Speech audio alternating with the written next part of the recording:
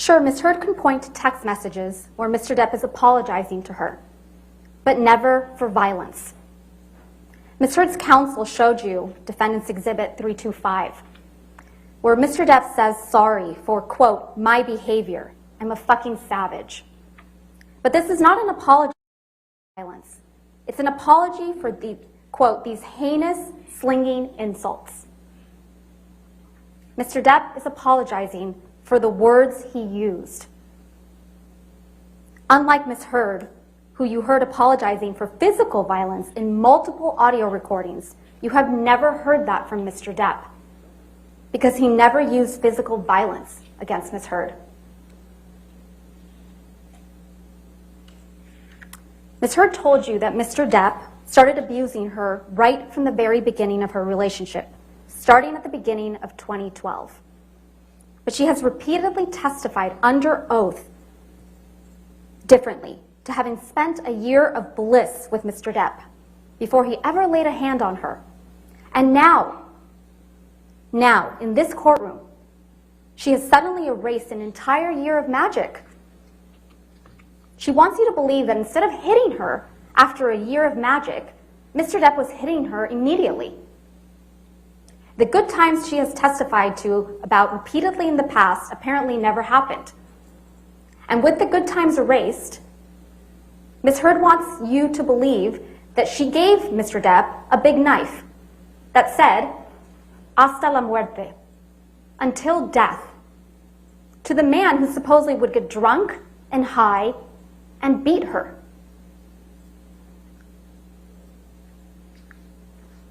Ms. Heard admitted to you during this trial that Mr. Depp always wears big, chunky rings on every finger. According to her, he was wearing these rings when he'd slap her, hit her, punch her in the face. But you have not seen a single photograph that reflects the serious injuries Ms. Heard would have sustained if this was true. Not one. Ms. Heard testified to an incident in March 2013 when Mr. Depp supposedly hit her multiple times in the face while wearing rings. And this is what her face looked like afterwards.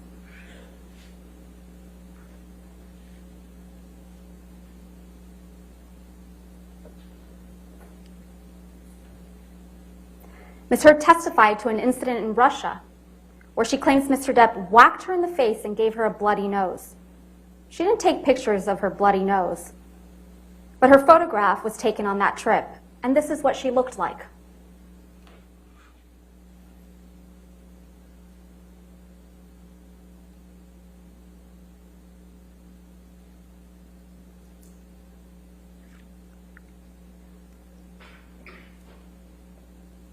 Ms. Heard told you that there was an incident the night of the Met Gala in May 2014 when Mr. Depp supposedly whacked Ms. Heard in the face, leaving her with a red, discolored, and swollen nose that she felt was broken. Ms. Heard didn't show you any photographs of these alleged injuries, but photographs were taken of her the following night, and there were no visible injuries to Ms. Heard's face.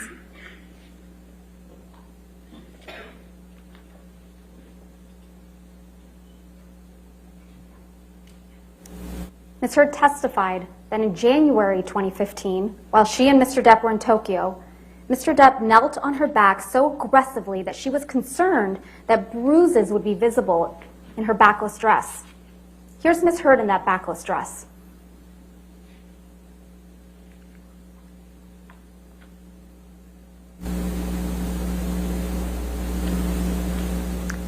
Ms. Heard testified that after an incident in December 2015, she had two black eyes, a broken nose, and chunks of hair missing.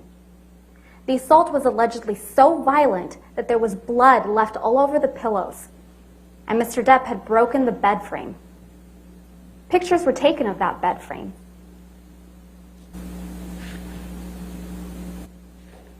And in that picture, there appears to be a pocket knife on the bed. And that picture fails to capture the bloody pillows.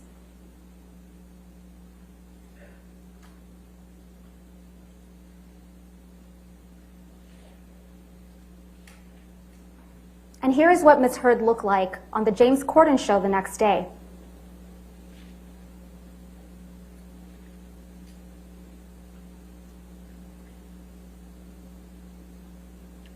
Indeed, you heard from Ms. Heard's own nurse, Erin Filati, that she saw her a day or two afterwards and could not visualize the injuries Ms. Heard described. Ms. Heard did take pictures of herself after this alleged incident. But are the injuries reflected in these photographs consistent? That's the question. Are they consistent with the brutal assault and serious injuries Ms. Heard has testified to? Or are these injuries more consistent with Mr. Depp's testimony that he and Ms. Heard bumped heads while he was trying to restrain Ms. Heard to keep her from attacking him?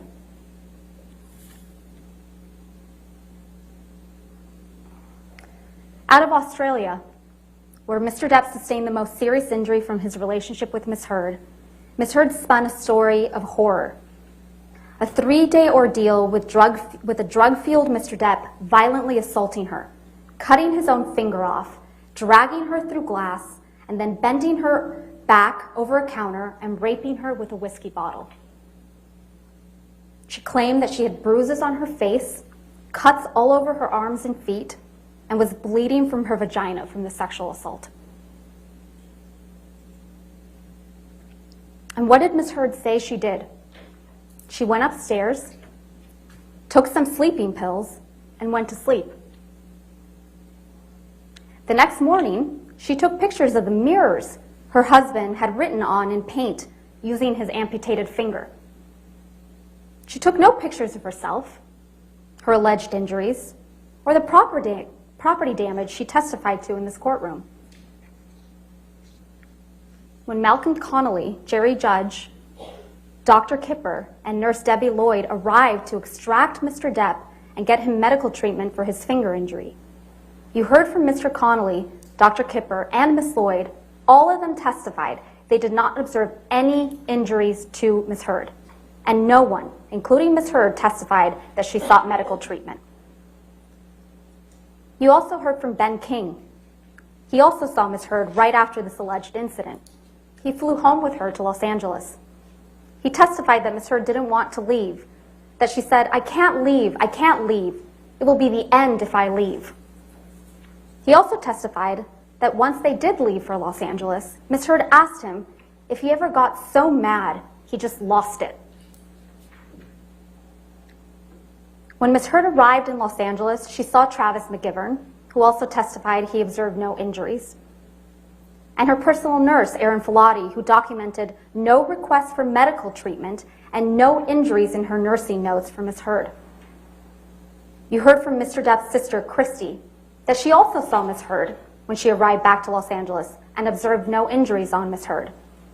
Christy testified that when she told Ms. Heard her fighting with Mr. Depp was unsustainable, Ms. Heard responded that Christy should get off her cross, that Mr. Depp liked her feisty.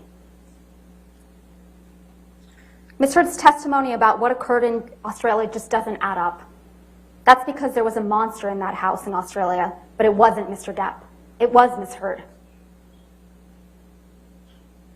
Other than Ms. Heard's testimony, all the evidence you've seen in this trial shows that it was Ms. Heard who attacked and grievously wounded Mr. Depp when she threw a vodka bottle at him, severing his finger.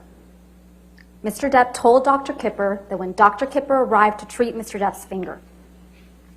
You've seen the pictures of the bar area in Australia with the broken vodka bottles on the ground and trails of blood drops on the floor and a bloody tissue on the floor. You've heard from Ben King that the tip of Mr. Depp's finger was found in the same bar area. And you heard from Dr. Gilbert that the injury to Mr. Depp's finger could have been caused exactly as he described. And interestingly, you heard from Christina Sexton that Ms. Heard told her that Mr. Depp injured his finger while swinging a bottle around.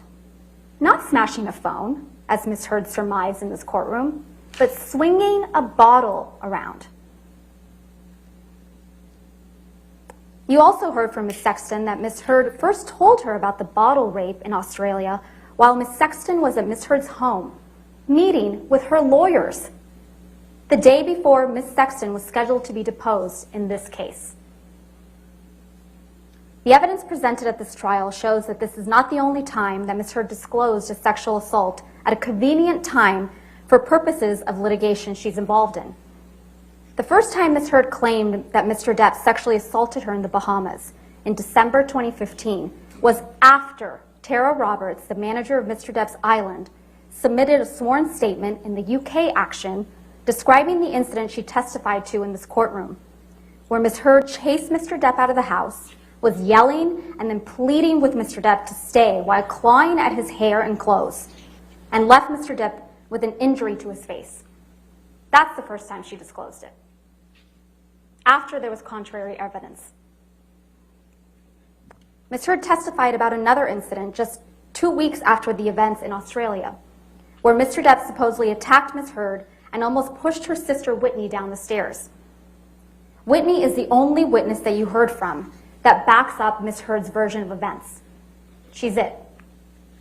And the only witness, other than Ms. Heard, who claims to have seen Mr. Depp physically attack Ms. Heard.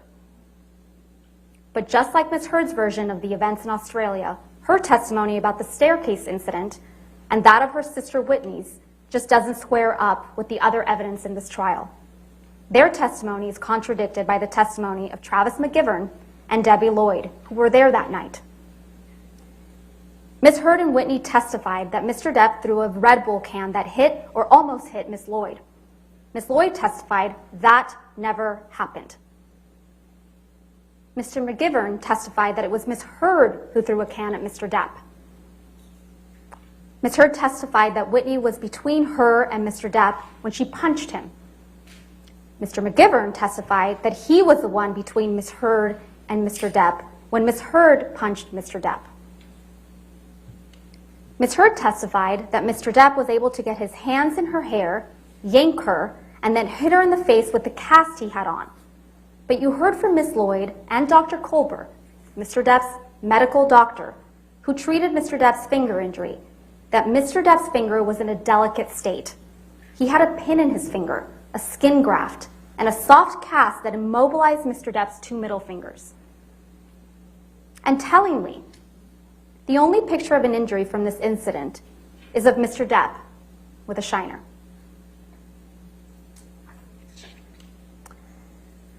And then we have May 21st, 2016. Ms. Heard testified that Mr. Depp threw a phone at her face, causing a visible injury. Ms. Heard has shown you pictures she claims to show this injury.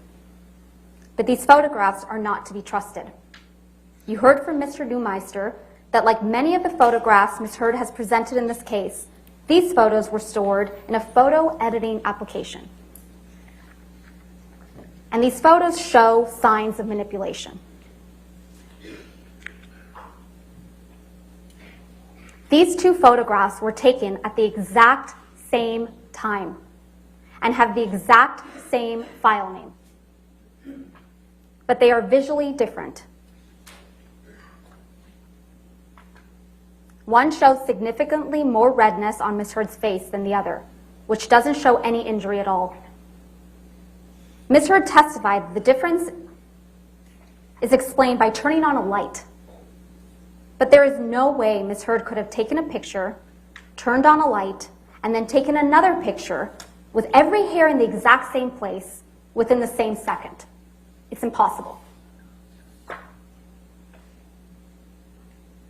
Moreover, you heard from multiple witnesses, including Officer Melissa Sines, Officer Tyler Haddon, and Officer William Gatlin, Isaac Baruch, Alejandro Romero, who saw Ms. Heard on or after May 21st and saw no injuries to her face before she showed up to that courthouse with a mark on May 27th. And the very next day, after Ms. Heard walked into court with what appeared to be a bruise on her face to obtain a domestic violence restraining order against Mr. Depp, Ms. Heard was photographed laughing with her best friend, fresh-faced, with no bruise on her face.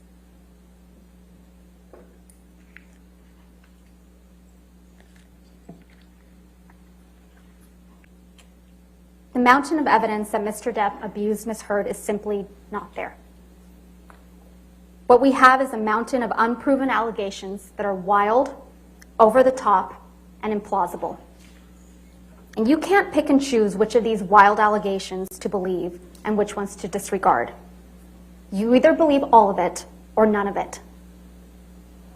Either Mr. Depp sexually assaulted Ms. Heard with a bottle in Australia, or Ms. Heard got up on that stand in front of all of you and made up that horrific tale of abuse. Either she's a victim of truly horrific abuse, or she is a woman who is willing to say absolutely anything. It is disturbing to think that Ms. Heard would make up the horrific tales of abuse that she testified to in this courtroom. But this case doesn't come down to whether you believe Ms. Heard or you believe Mr. Depp.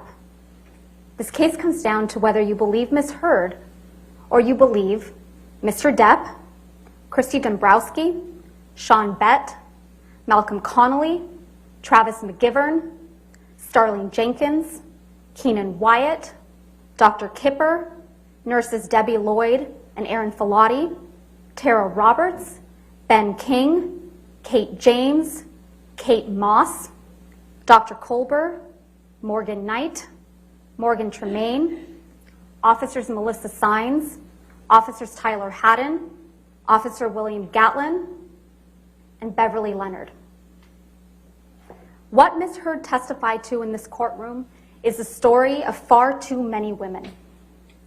But the overwhelming evidence and weight of that evidence shows that it is not her story.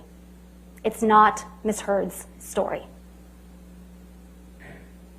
It was an act of profound cruelty, not just to Mr. Depp, but to true survivors of domestic abuse. For Ms. Heard to hold herself out as a public figure representing domestic abuse. It was false, it was defamatory, and it caused irreparable harm